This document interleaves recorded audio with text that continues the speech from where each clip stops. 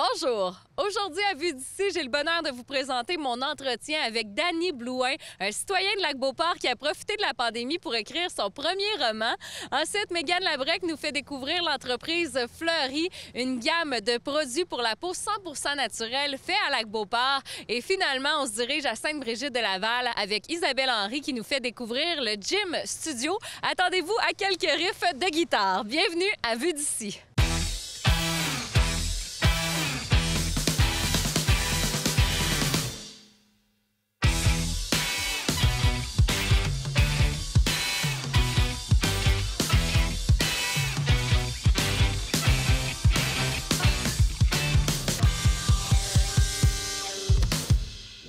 Aujourd'hui, on est à Lac-Beauport pour rencontrer l'auteur Danny Blouin qui en est à son premier roman qu'il a écrit pendant la pandémie.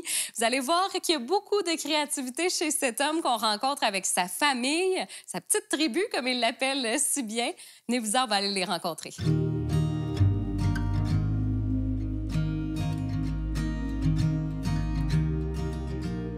Danny Blouin, vous êtes auteur du livre Athénero. Ça va bien? Ça va bien, merci. Toi? Ben oui, merci de nous recevoir à Lac-Beauport.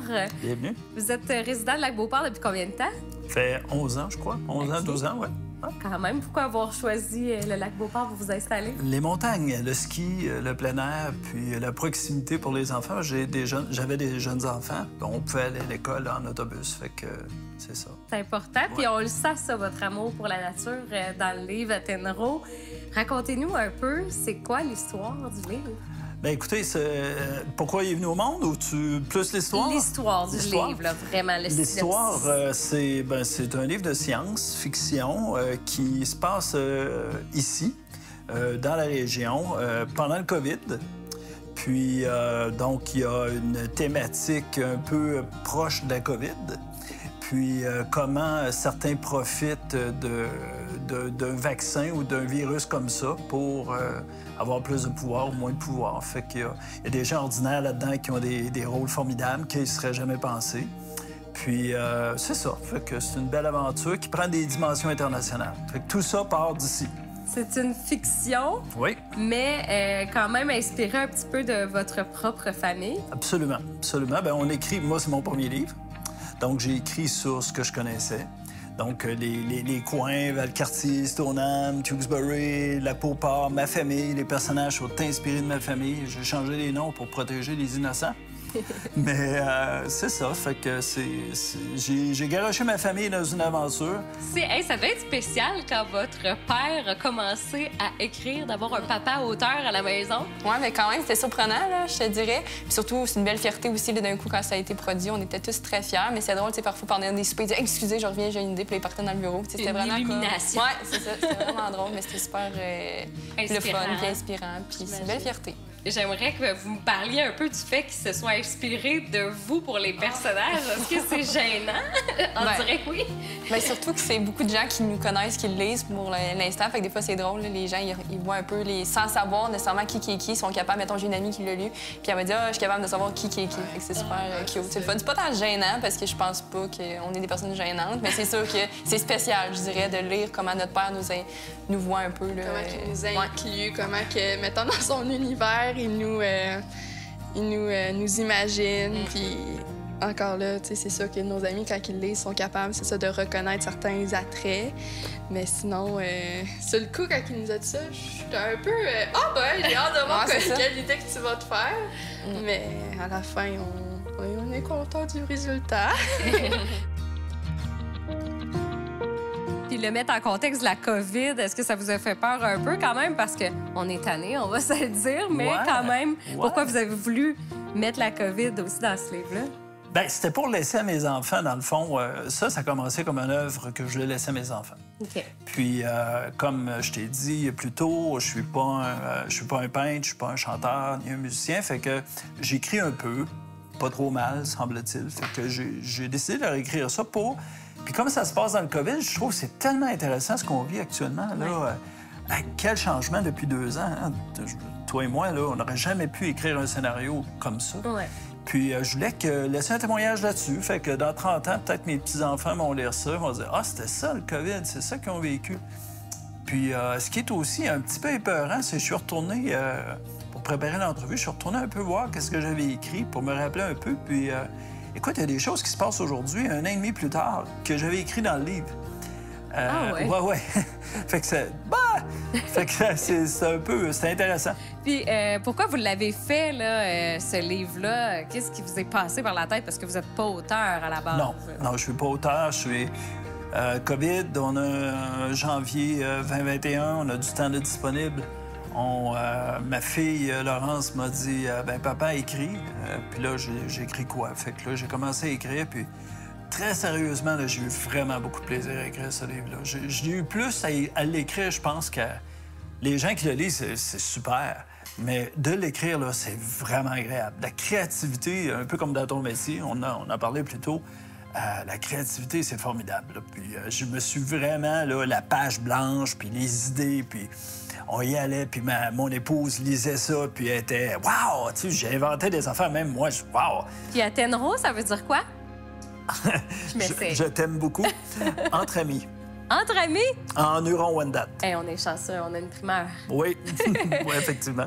Danny, c'est sûr, il l'a fait avec passion, puis il avait besoin de quelqu'un d'impartial pour lire le livre ou les premières pages avant qu'il soit en livre, bien sûr. Et puis, moi, je dois vous dire que je suis pas une personne qui lit beaucoup à la base. J'ai toujours lu quand il fallait, point à la ligne. Mais ce qui m'a surpris avec les pages que Danny écrivait, c'est que j'avais toujours hâte d'aller me coucher parce que je lisais ça dans mon lit.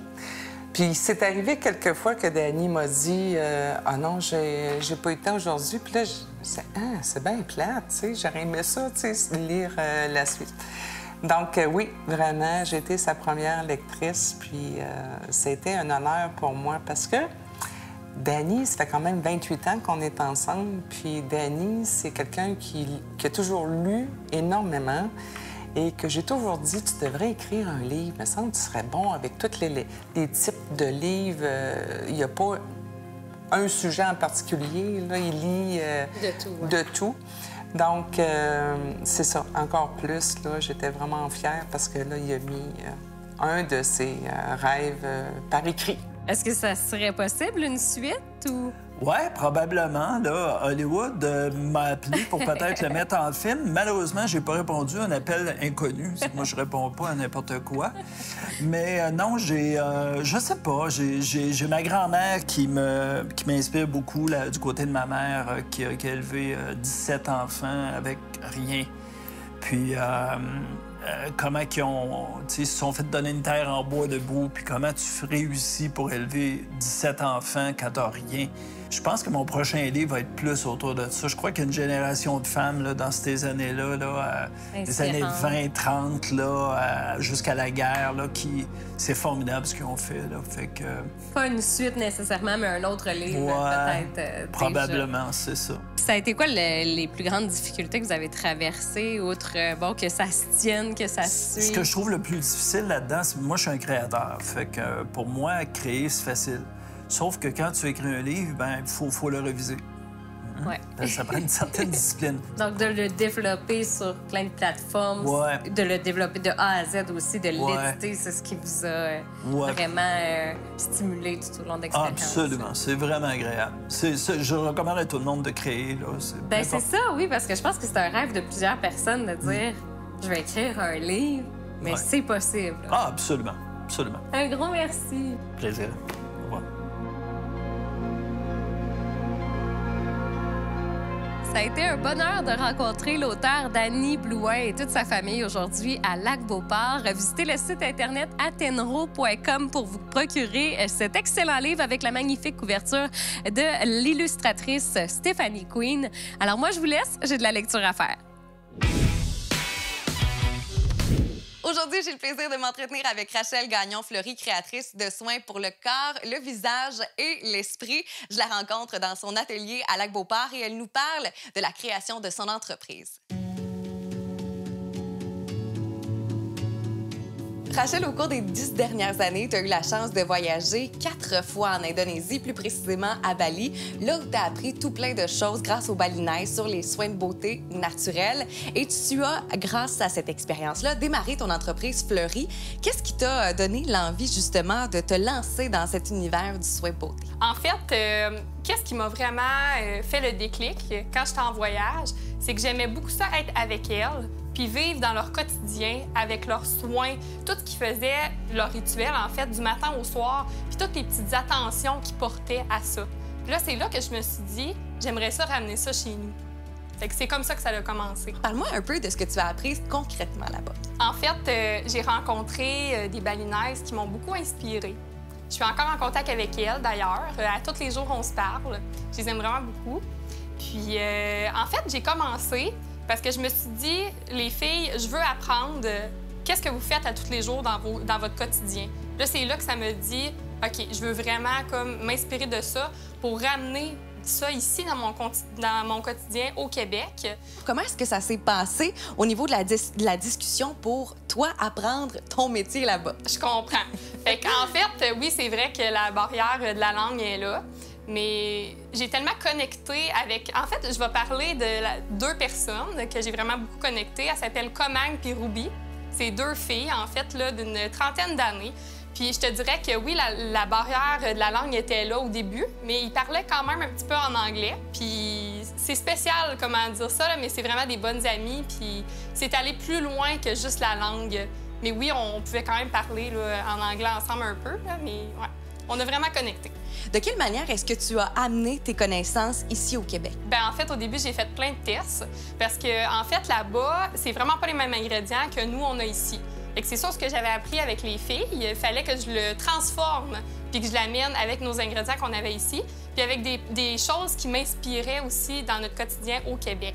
J'ai fait des cours en herboristerie, mais je fais aussi affaire avec beaucoup d'herboristes au Québec qui cueillent eux-mêmes leurs fleurs, leurs plantes. J'aime beaucoup ça aussi, encourager la communauté qu'on a au Québec de personnes qui se connaissent beaucoup dans ça, des producteurs d'huile essentielle. Fait qu'on fait vraiment affaire tout le monde ensemble pour créer les produits. Fleury, c'est une entreprise de soins de beauté, soit pour le visage ou encore pour le corps.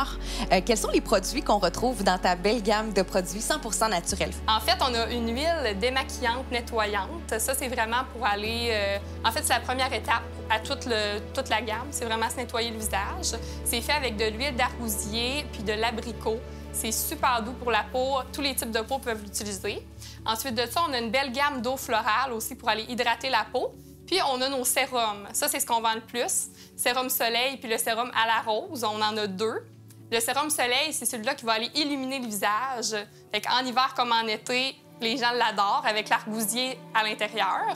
Puis le sérum à la rose, vraiment plus floral, beaucoup plus riche pour les peaux plus matures, les peaux à tendance à être très sèches. Fait que nos 2 meilleurs vendeurs, c'est ceux-là.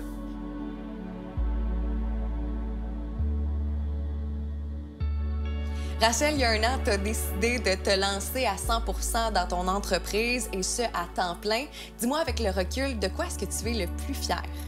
Je suis vraiment fière d'avoir créé une gamme 100% naturelle qui répond aux besoins des gens puis qu'il n'y a rien de trop ou de moins à l'intérieur des produits. C'est vraiment juste des ingrédients qui rentrent en harmonie avec mes valeurs.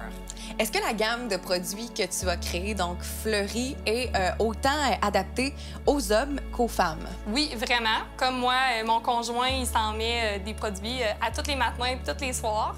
Le sérum soleil, il le met à son visage puis partout dans sa barbe. Fait que les hommes là, qui ont une barbe, là, ça fait une petite barbe toute douce puis nourrie.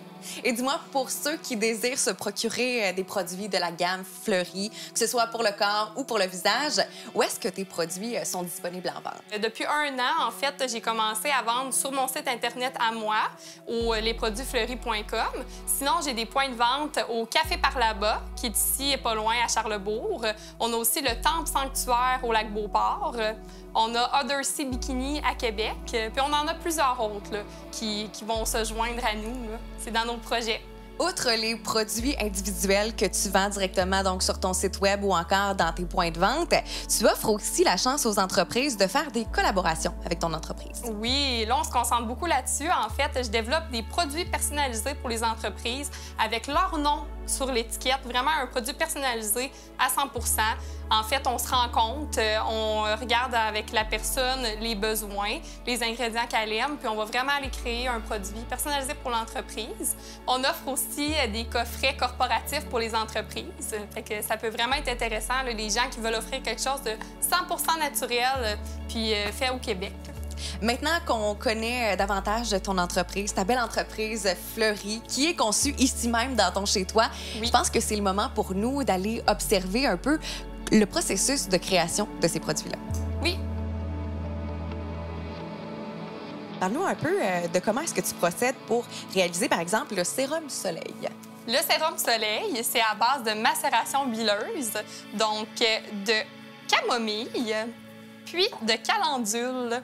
Donc, on macère ça pendant 1 mois Wow! dans l'huile pour retirer toutes les propriétés des plantes. Ensuite de ça, on va l'embouteiller en bouteille avec différentes huiles essentielles choisies, puis toujours de l'argousier. Je rajoute une touche personnelle à mes produits. Je mets de la bonne énergie positive dans tout ce que je fais. Avec mon beau bol ici tibétain, je te le fais entendre.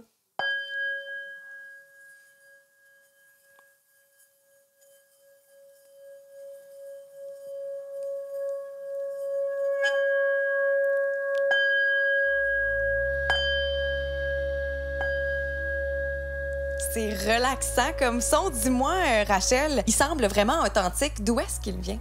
C'est ma mère qui me l'a offert quand elle est allée en Inde. Donc, ils s'en servent beaucoup là-bas aussi. C'est vraiment un beau bol de purification. C'est un son qui nous amène à nous connecter avec nous-mêmes. On se trouve sur ton atelier, on voit qu'il y a une panoplie de beaux produits dessus, mais surtout ce qui attire mon attention, c'est les savons, qui est d'ailleurs un nouveau produit que tu offres ici chez Fleury. J'ai commencé à faire des savons il y a quelques mois, puis j'ai vraiment tombé en amour avec le processus, en fait, de saponification à froid. C'est vraiment un ancien processus plus ancestral. On garde toutes les propriétés des beurres puis des huiles essentielles qu'on met à l'intérieur. C'est super nourrissant pour la peau. Pour la plupart des ingrédients, tu essaies de t'approvisionner donc localement, soit chez toi ou en faisant affaire avec des producteurs locaux ou encore des cueilleurs. Pourquoi est-ce que c'est important pour toi là, de faire affaire avec des gens de la région? Je trouve qu'il y a une belle énergie de communauté en arrière de ça, puis une énergie de partage, d'unité. Puis plus que les produits ils viennent d'ici, plus ils sont frais, plus ils ont de belles propriétés à l'intérieur. Puis c'est vraiment important pour moi. Ouais. Fleury, c'est une belle entreprise de produits pour le visage, pour le corps, qui ne cesse de grandir depuis la dernière année. Tu as beaucoup de projets pour l'avenir. Je te souhaite la meilleure des chances pour la suite avec ton entreprise. Merci énormément, Rachel, de nous avoir reçus ici même dans ton atelier. Merci à toi!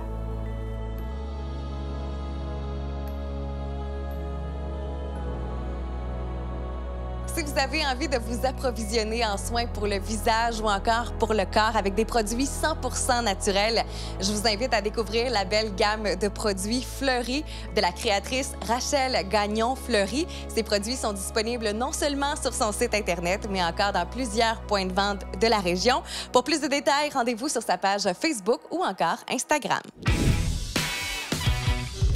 Aujourd'hui, j'assiste à une séance d'enregistrement musical au Jim Studio.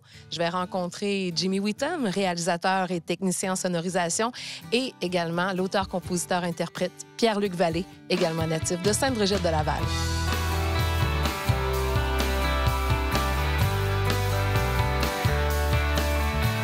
Je me trouve aujourd'hui avec Jimmy Whittam, qui est réalisateur et technicien de sonorisation. On est au Jim Studio à Sainte-Brigitte-de-Laval. Bonjour, Jimmy. Bonjour, Isa.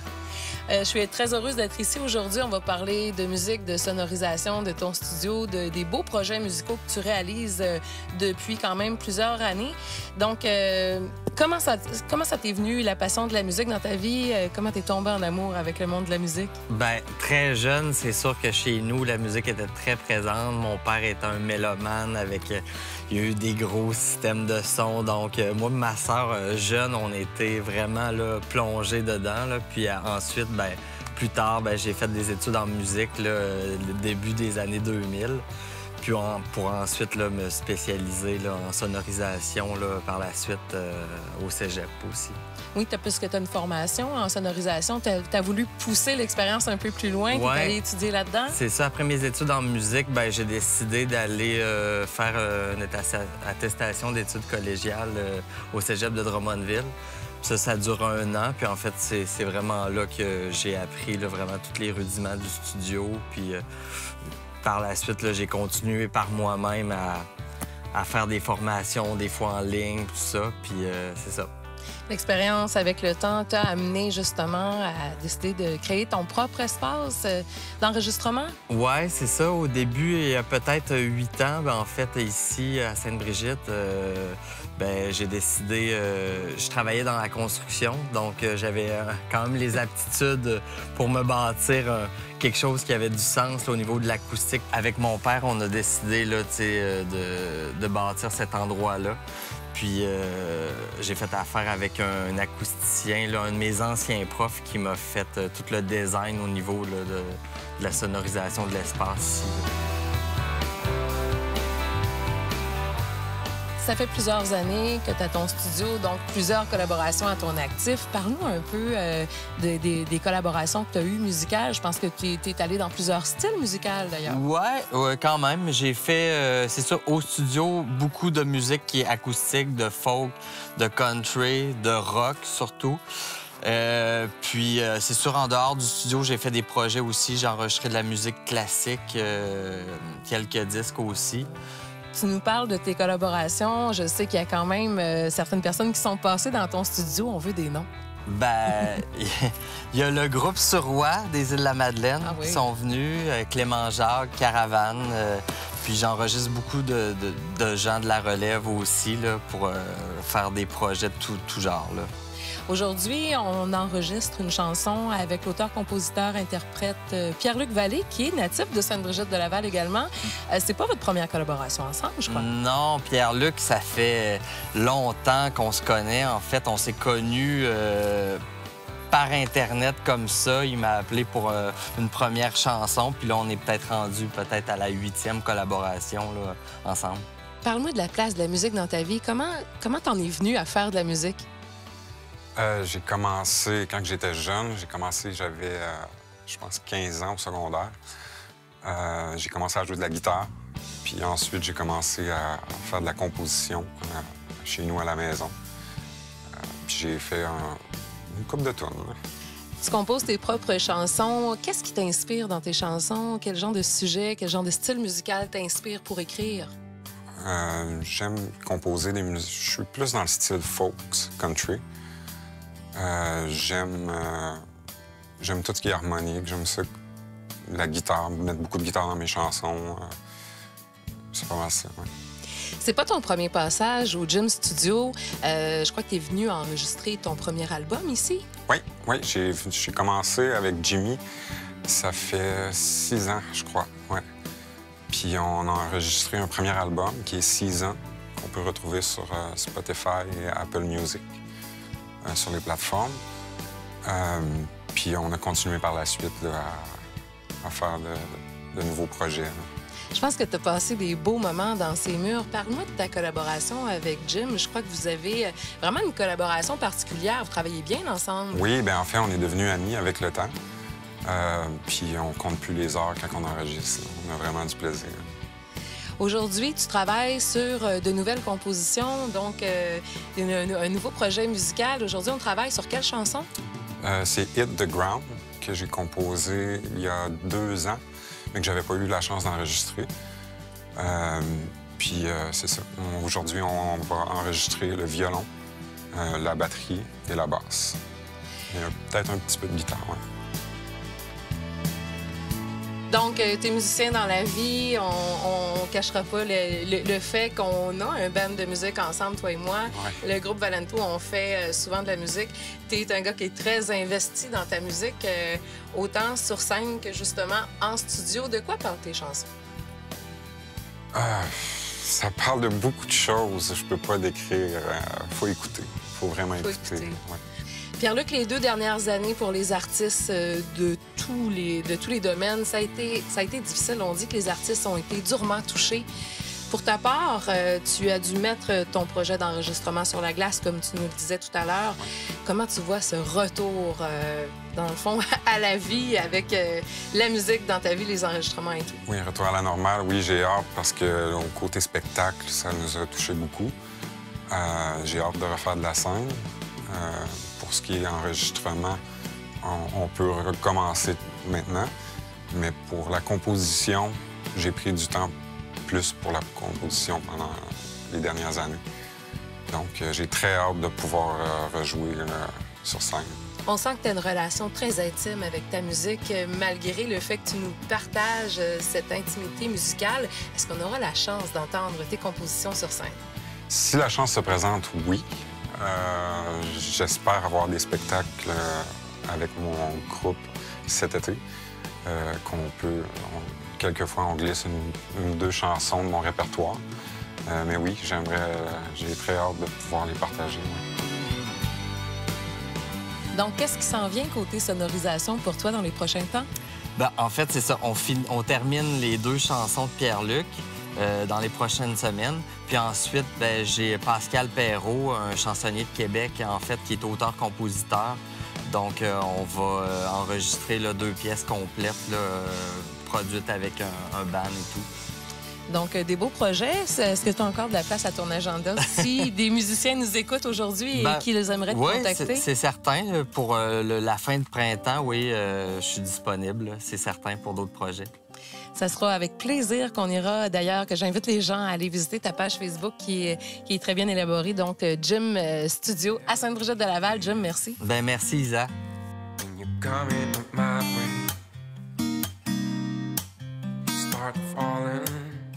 Quel beau moment on vient de passer dans une séance d'enregistrement en direct du Jim Studio à Sainte-Brigitte-de-Laval.